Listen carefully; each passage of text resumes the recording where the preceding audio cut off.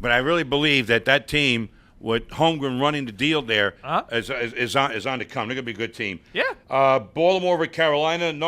Baltimore did their job. No reason to talk about that game. Brian St. Pierre played well. Carolina's just well terrible. for his reputation. Atlanta over the Rams. That game was competitive until a big Michael Turner shovel pass interception by Bradford late in the game when they had a chance to come within 3 points. It was about time that Sam Bradford suffered some rookie pains. But rookie mistake. Atlanta is another team a little bit under the radar. Matt Ryan a little bit under the radar, but that team's getting better as the season goes along. Let me tell you something. Atlanta, if Atlanta has home field advantage throughout the playoffs, forget it. They're going to go all the way to the Super Bowl. They're going to be a tough team to beat. They're going to go all the way to the Super Bowl. Because I think Matt Ryan's only lost one game as a starter at home. Yeah, they're the best home team in the NFL. New Orleans over Seattle. I figured this was going to happen. Seattle playing away from that stadium. Seattle's just garbage. They're a pedestrian team. Hasselbeck's best days are behind them. New Orleans is getting better. Bush came back. They're getting better as the season's going along. And once Breeze stopped throwing picks. Correct me if I'm wrong, but did every team in the NFC West lose this week? Yes, they all lost. Seattle's in first place at 5-5. Jeez. Here we go. Tampa over San Francisco. San Francisco, their offense. I watched this game. Mike Williams for Rookie of the Year. Yeah. That's all I got to say. San Francisco was horrible throughout the whole game. Yep. Troy Smith, I mean, he can't. His accuracy is just a rumor. I mean, that's how bad he is.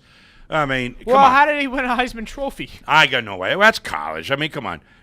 Cam Newton is not a great thrower, but he might win the Heisman over there at Auburn. This is true. But Tampa continues to impress, especially on the road. Are they in first place in the NFC South? First place? No, second place. Second place. Right? Second place?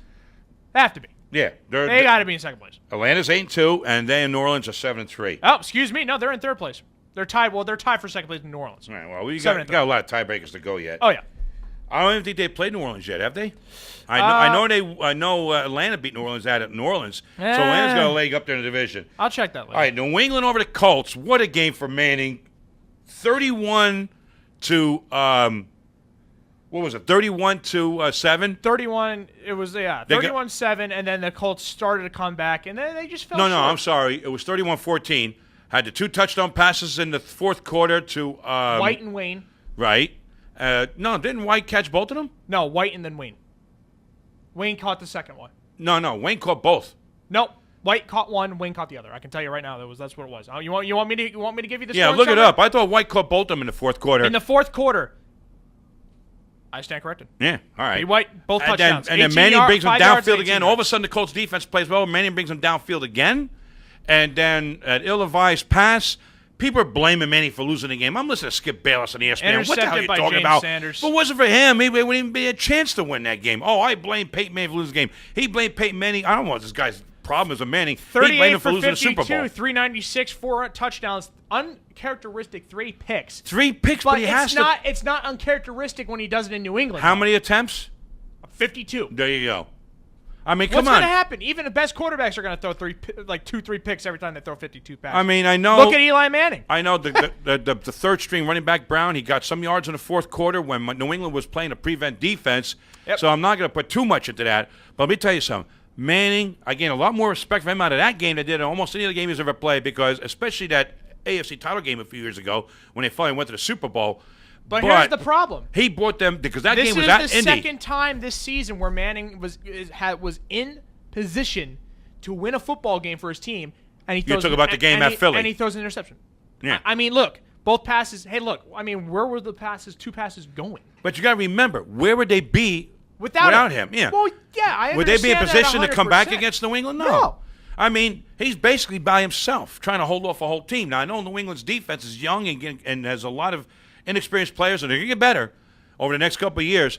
But when you have to throw every play, I mean, and they got no reason to respect your running game because you're still down multiple scores in the fourth quarter, and you still got Brady on the other side, but all of a sudden the Colts defense tightened up, in that fourth quarter when they actually had to make a stop. They made a couple stops, so that was pretty good. Yeah. But we got the kind of game we figured we would. It was a shootout.